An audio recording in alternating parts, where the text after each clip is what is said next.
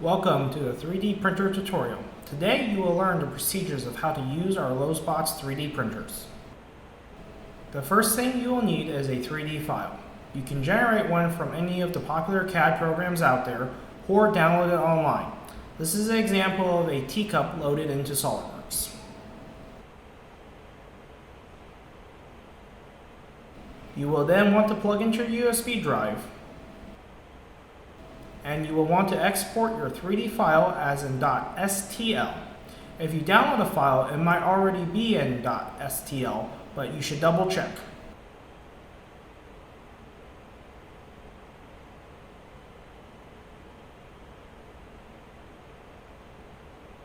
Unplug your USB drive and walk over to the 3D printer computer and plug it into the USB hub. If Cura isn't running, you will load up Cura. Cura is our 3D printer slicer and software.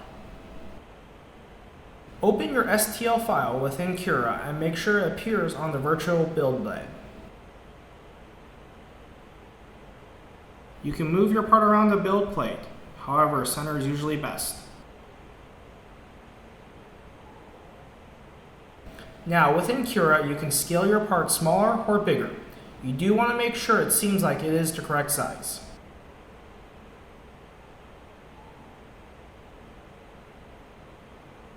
You will also want to rotate the part so the flattest part is downwards, as shown.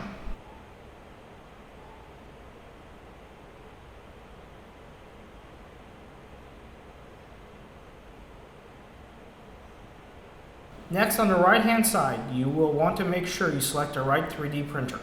We have two types, the Lowsbots Minis, which have a 6x6 work area, and the Lowsbot Workhorse, which has a 12x12 work area. They print the same, but be sure to select the right one. The material type is going to be PLA Verbatim for all of our 3D printers, and it should be set to that by default, but it never hurts to double check. Next, you will want to select a profile. This dictates the layer height. The smaller the layer height, the higher resolution the print will be, but it will also increase print time proportionally. These are some examples of the three choices we have.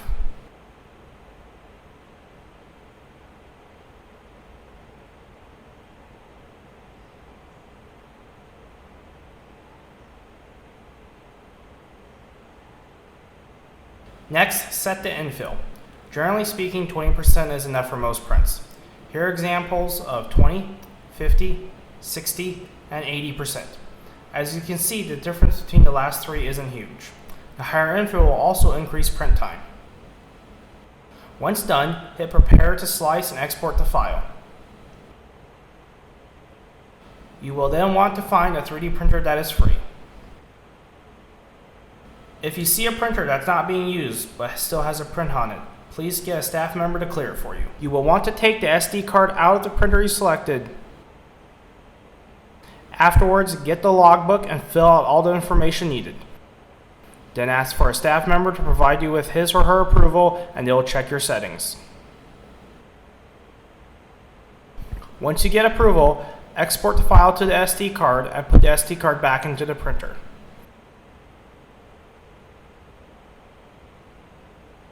Then on the printer monitor, select the Print from SD option and select your file. Be sure to select your file.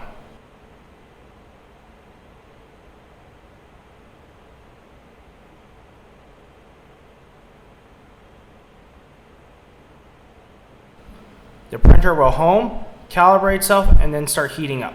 Be sure to be watching the printer during this time and make sure you alert staff if you see anything amiss.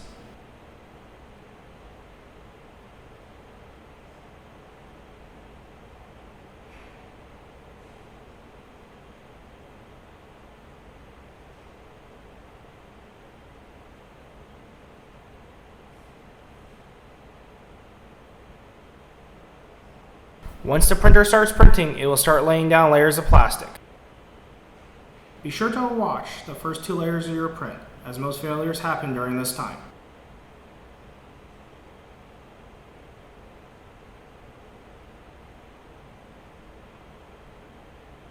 Afterwards, you can leave the machine to do its thing. However, checking up on it periodically is a good idea.